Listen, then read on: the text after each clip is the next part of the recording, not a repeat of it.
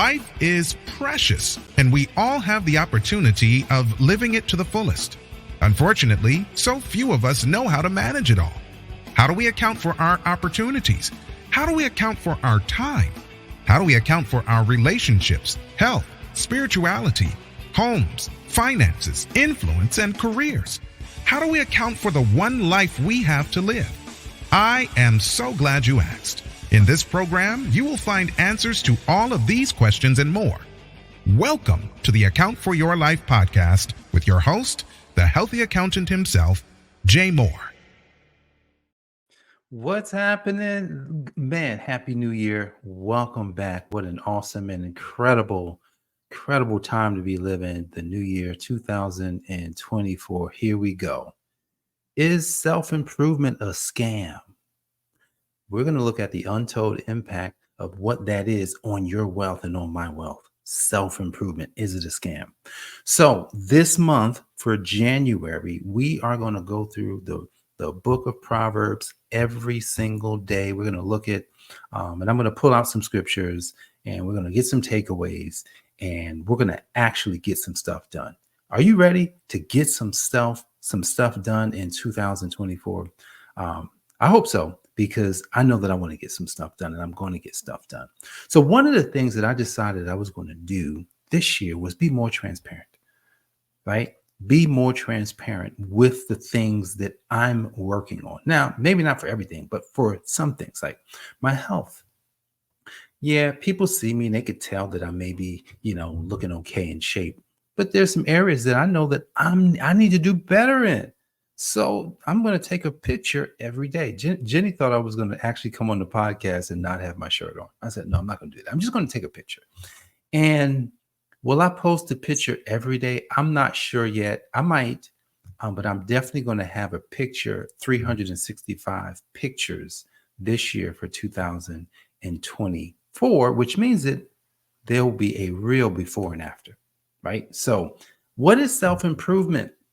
It's deciding that you are going to improve. That's all self-improvement is. It has nothing to do with anybody else, right?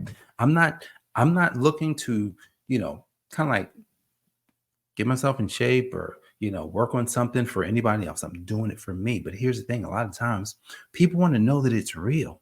One of the things that I am learning that you got to have proof about the stuff that you talk about. Like if I say something, there should be proof.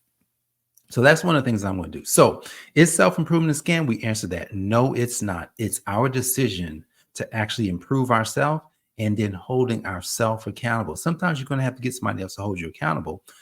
Today, we're going to look at what the Word of God says. What does Proverbs have to say about stuff? When I went to Proverbs, what I wanted to know, here's what I wanted to know for this month. I wanted to know what people could do, what people can do to actually improve their financial results. That's what I wanted to know. How can we look at the Bible and get action items, get actually something that I can do in order to improve my financial results? So let's jump in. I pulled out a few verses. First one, verse number 7 of chapter 1. The fear of the Lord is the beginning of knowledge, but fools despise wisdom and instruction. All right. So like self-improvement is going to impact your wealth, right? If we don't listen, think about this. If I'm a dummy, if I'm an idiot, if I'm a fool, then one, I'm not going to have the fear of the Lord. What is the fear of the Lord? I think we talked about this once. The fear of the Lord is like what am I fearing about the Lord? Like, what is that? What does that really mean? What is fear? Look, the Lord is bigger than me. And if the Lord was here, I'd be bowing down the whole time. I'd just be thanking him, hey, thank you for just allowing me to be in your space.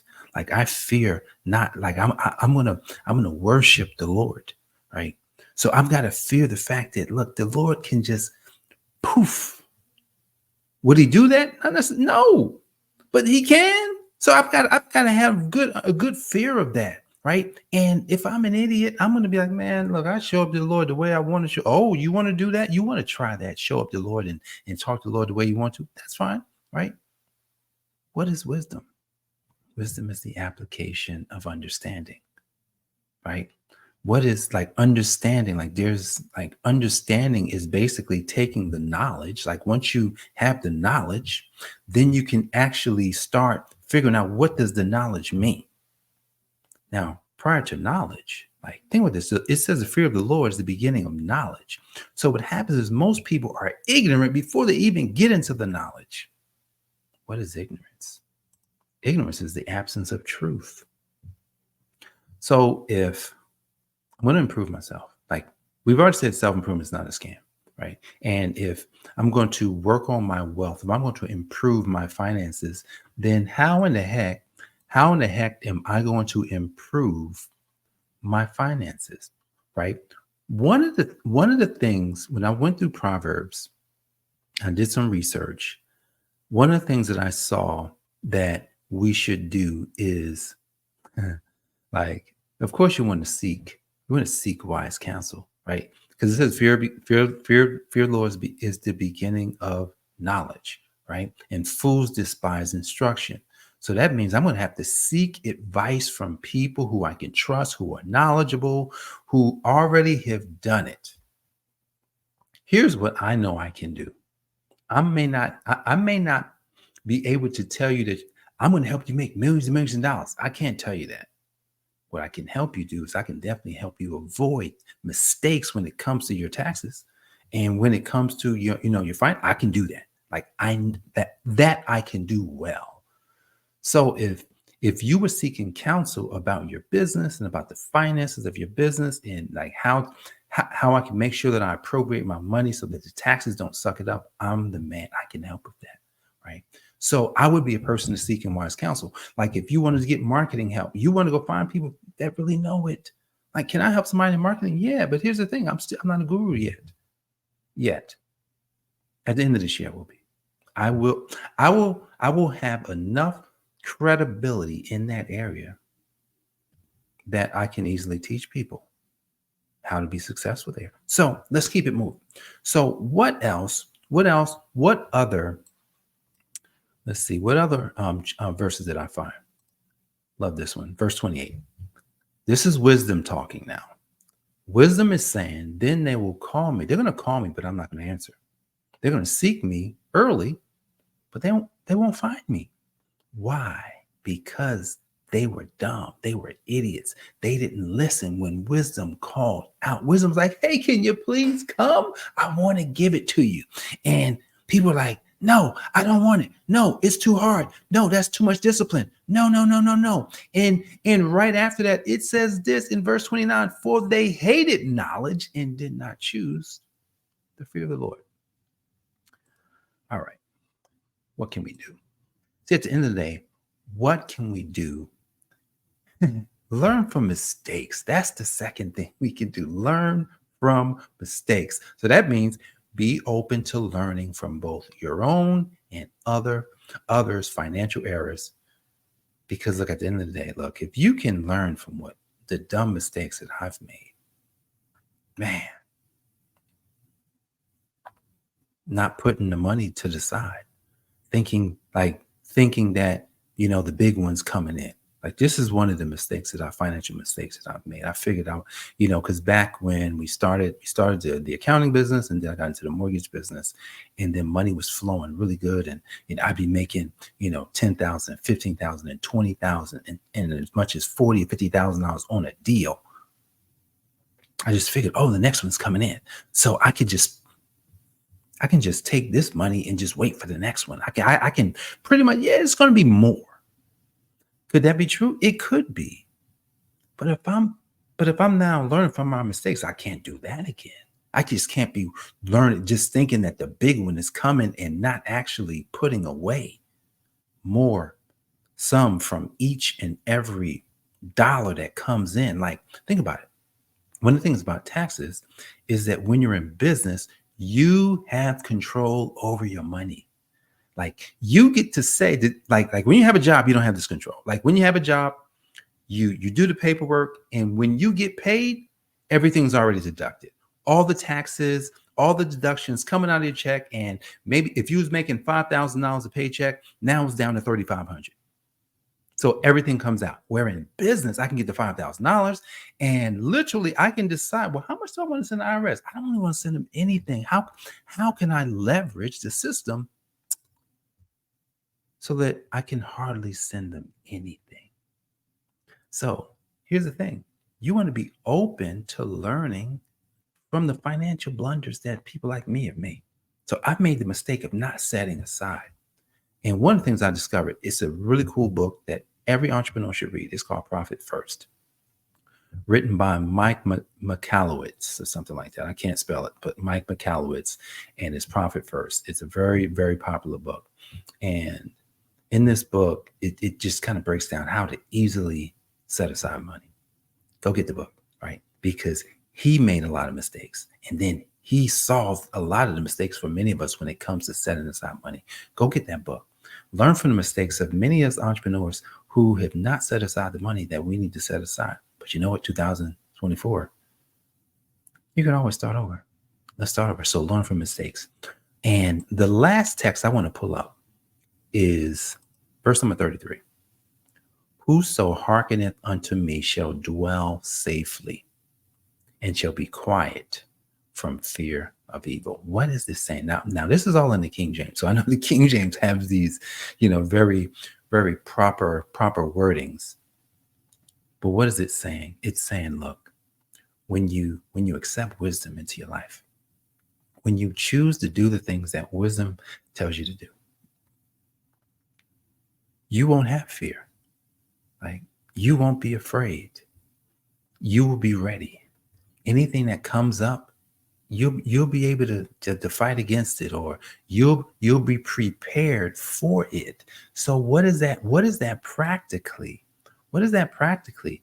That just means that, right? If I'm thinking about money, right? If I'm thinking about money and I'm thinking about what I should be doing, I should be prioritizing my money or my investments, right? Making the right choices, right, are just a way, like ethical choices that helps me to be able to keep more of it, right? So prioritizing your money and prioritizing your investing is going, like, this is a key word, investing, prioritizing it. See, at the end of the day, all of this is self-improvement, because when you think about money, when we think about money and how money works, we must all self-improve in that area, because we have all been taught how to be workers, how to be employees, and we're not taught actually how to control stuff. Can I get a witness? Like, seriously, we haven't been taught that. So if you haven't been taught that, then that means that there's an opportunity to self-improve. But the question is self-improvement a scam? No, it's not a scam. I was told it was, unfortunately, when I was younger, and Tony Robbins was new on the stage, and, I started hearing these things, man, that self-improvement stuff, man, that stuff don't work. You just need to go to church. Interesting. What I discovered from that is most people in the church did not improve. They stayed the same. Wow. So we got to prioritize. Now, one last bonus. You ever heard of the get rich quick scheme? So one thing I'm going to say about the get rich quick scheme is that you need a get rich quick scheme. And when I say you need a get rich quick scheme, you just need an opportunity that you can actually do it faster. I'm not talking about the kind of schemes that's unethical. I'm not talking about the kind of schemes that pretty much kind of like lead you out the pasture and everything falls apart. I'm talking about the kind of scheme that says, you know what? If you work on this the whole year, like, you can improve 10 times. If you work on this for the whole year, maybe you can 20x or 100x.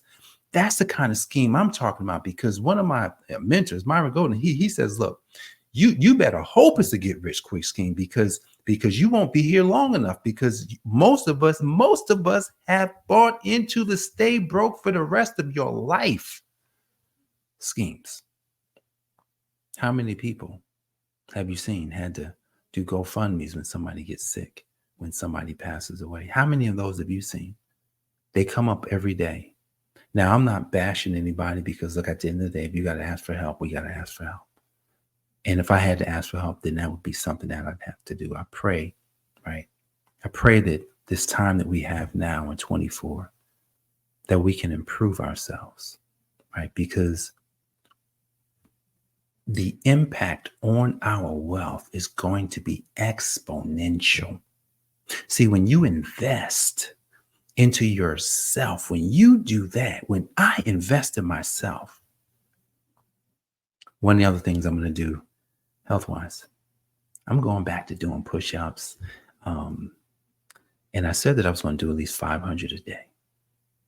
500 a day. I'm going to do 500 push-ups a day. I may even kick it to 1,000 at some point, but I'm going to start off with 500 a day. And I'm going to come back every day. And I'm going to tell you that I did 500. Why? Because I want to improve. Let's improve our life. There's an untold impact of self-improvement on our wealth when we improve. Anybody here want to improve? Anybody here want to change their life for the rest of their life? Anybody here want to do things that you never thought you could do? Anybody here want to take care of family or take care of parents?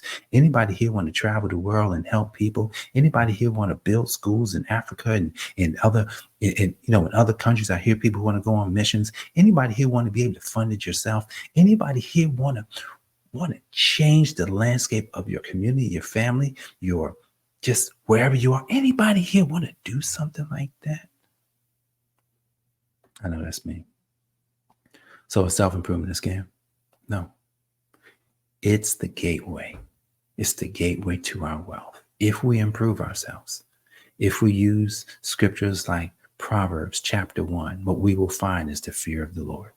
And we will also find that wisdom is going to call out to us. We will also realize that we've got to not hate knowledge, but love knowledge. And we've got to know that when we listen to wisdom, we're going to be safe.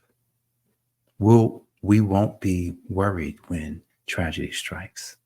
We won't have fear when uncomfortable situations show up.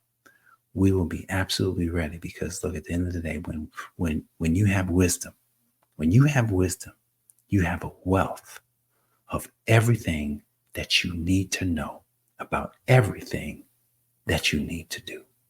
So guys, I appreciate you for being here today. Look, if you've got value from any of these podcasts, be sure to comment and like it and subscribe to our channel. Let some other people know about the podcast because we want to make an impact in 2024. We want to get to 100,000 subscribers on our podcast on YouTube. So if you can be of assistance, we thank you for that. God bless you guys, and I will see you on the next episode. Peace. Thanks for joining us, listening friends. We are so glad you invested this time with us. Always remember, you only have one life to live, so live it to the fullest.